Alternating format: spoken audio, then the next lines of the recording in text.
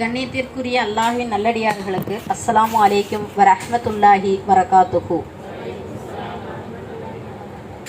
கண்ணியம் என்பது அல்லாஹ்விற்கே உரியது.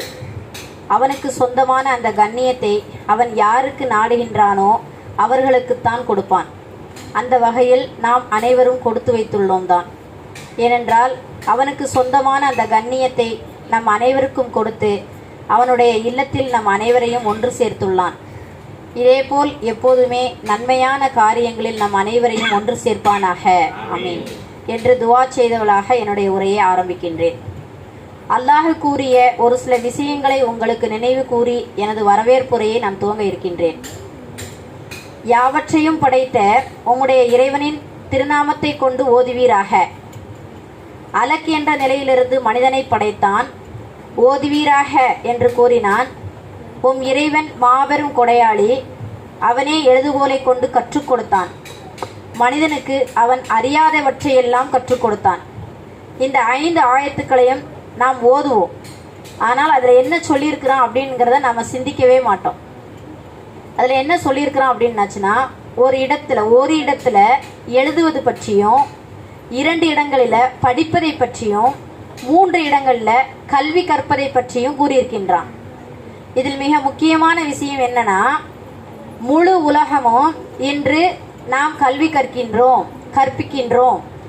எங்களிடத்துல அறிவியல் இருக்கு, கல்வி இருக்குது, கல்வி போதனை உள்ளது என்றெல்லாம் நாம் கூறுகின்றோம். ஆனால் கல்வியை கற்கும் போதும் கற்றுக் கொடுக்கும் போதும் நம்முடைய ரப்போடு நம்ம சேர்ந்து இருக்கின்றோம் அப்படிங்கிற உணர்வுகள் நம்மளுக்கு இல்லை. ஆக மொத்தம் இல்மில் மூலம்தான் மனிதனை அல்லாஹு தாலா மனிதனுடைய அந்தஸ்தை உயர்த்துகின்றான். ஈமானுடையவர்களுக்கும் கல்விமான்களுக்கும் அல்லாஹ் அந்தஸ்தை உயர்த்துகின்றான் என்பதை அல்லாஹு தாலா அவனுடைய கலாம் ஷரீஃபிலே கூறியிருக்கின்றான். நாம் கற்பிப்பது நம்முடைய ரப்போடு இணைந்ததாக இருக்க வேண்டும் என்பதை எந்த நேரமும் கவனத்தில் கொள்ள வேண்டும். இன்ஷா அல்லாஹ். எந்த கலாச்சாரத்தில் எடுத்தாலும் வரவேற்பு என்பது இருக்கும். அதே போன்று காபிர்களை எடுத்துக்கொண்டால் வணக்கம் அப்படின்னு சொல்லிட்டு வரவேற்பாங்க. முஸ்லீம்களை எடுத்துக்கொண்டால் அஸ்ஸலாமு அலைக்கும் வரஹ்மத்துல்லாஹி வாங்க அப்படின்னு சொல்லிட்டு வரவேற்பாங்க. இப்படி எந்த நிலையை எடுத்தாலும் வரவேற்பு என்பது எல்லா இடங்களிலுமே இருக்கும்.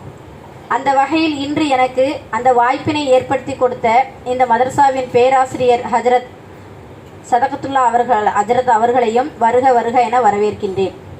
எவ்வளவுதான் கோபம் கொண்டாலும் பரவாயில்லை, உங்களின் இல்மை மட்டும்தான் எங்களுக்கு வேண்டும் என்று எங்களின் மதரசாவில் இல்மு கற்க வந்த எங்கள் முத்தான மாணவி செல்வங்களையும், யாரிடம் வேண்டுமானாலும் என்ன திறமை இருக்கும் என்று நிரூபிக்க வந்திருக்கும் சிறப்பு பேச்சாளர்களையும் மற்றும் இந்த மதரசாவின் அழைப்பை ஏற்று இங்கு வருகை தந்திருக்கும் அனைத்து தாய்மார்களையும் வருக வருக என வரவேற்கின்றேன். அஹ்லவ் வ சஹ்லவ் வ மர்ஹபா. உங்களுடைய வரவு நல்வரவாகட்டும். அனைவரும் வருக, இறையருள் பெருக. அஸ்ஸலாமு அலைக்கும் வரஹ்மத்துல்லாஹி வரகாத்துஹு.